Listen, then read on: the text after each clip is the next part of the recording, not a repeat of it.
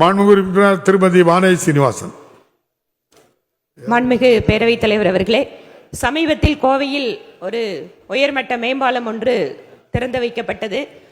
அது தொடங்குகின்ற இடத்தில் உப்பிலிப்பாளையம் மேம்பாலம் என்பது ரொம்ப நீண்ட காலமாக விரிவாக்கப்படாமல், அது நேஷனல் ஹைவேஸோட கண்ட்ரோல் இருந்தால் கூட அதை நாம் ப்ரொபோசல் கொடுத்து அந்த இடத்த டீகன்ஜஸ்ட் பண்ண வேண்டியிருக்கு. மக்களுடைய நீண்ட நாள் கோரிக்கை. இப்போ போக்குவரத்து நெரிசல் மிக அதிகமாக இருக்கிறது. அதனால் அந்த இடத்தை சீரமைப்பதற்கு, அது மறுவடிவம் எடுப்பதற்கு மாநில அரசு உதவி செய்ய வேண்டும் என தங்கள் வாயிலாக கேட்டுக்கொள்கிறேன். மாண்புமிகு அமைச்சர்.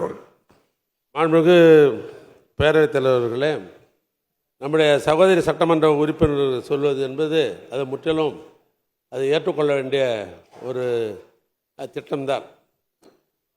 நீண்ட நெடு நாட்களாக அந்த பாலம் திறக்கப்பட வேண்டும் என்று சட்டமன்ற உறுப்பினரும் சரி பொதுமக்களும் கேட்டுக்கொண்டிருக்கு. இரவு பகல் பாராமல் அந்த 10.20 உள்ள ஒரு பாலத்தை கட்டப்பட்டது. அதே போன்று அந்த ஊரில் இருக்கிற, ஏன்னா தென்னகத்தினுடைய மான்செஸ்டர் என்று சொல்லப்பட்டிருக்கிற கோவை நகரம் ரொம்ப நாகரிகமான நகரம் அது. அதனால் அங்கே இருக்கிறவர்களெல்லாம், தொழிலதிபர்களெல்லாம் ஒரு விஞ்ஞானியுடைய பெயரை வைக்க வேண்டும் என்று முதலமைச்சரிடத்தில் பல கோரிக்கைகள்லாம் வைத்தார்கள். அந்த அடிப்படையில் தான் முதலமைச்சர் அவர்கள் அந்த கோவை மண்ணை சார்ந்த விஞ்ஞானி GT நாயுடைய பெயரை அறிவித்து அது வைக்கப்பட்டது.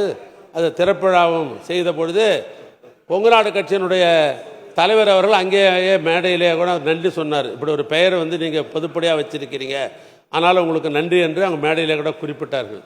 அப்பொழுதே நம்முடைய சகோதரி சொன்னதை அங்கேயே சொன்னார்கள். ஏன்னா உப்பிலிப்பாளையம் பகுதியில் இந்த பாலத்துக்கு இந்த பகுதியில் சில நேரங்களில் விபத்து ஏற்படுவதற்கு வாய்ப்பு இருக்கிறது. அங்கே ஏன்னா ஒரு பெரிய ரவுண்டானா ஒன்று அந்த பகுதியில் இருப்பதன் மூலமாக ரோட் சேஃப்டி சம்பந்தப்பட்ட இன்ஜினியர்களை அழைத்து அந்த விபத்து ஏற்படாமல் அதை விரிவுபடுத்த வேண்டும் என்ற அடிப்படையில் ஒரு கருத்து சொல்லப்பட்டிருக்கிறது. ஒன்று, இந்த பக்கம் விமான நிலையம்.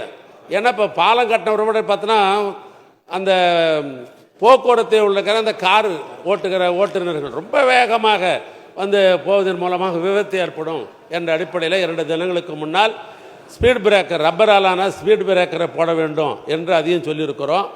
அதை தொடர்ந்து அங்கே அதாவது ஜங்ஷனுக்குரிய சிக்னல், போலீஸ் சிக்னல், அதையும் அங்கே பொருத்தப்பட வேண்டும் என்று சொல்லியிருக்கிறோம். நீங்கள் சொல்லுகிற கருத்தையும் அதை இணைத்து இந்த திட்டத்தை விரிவுபடுத்துவோம்.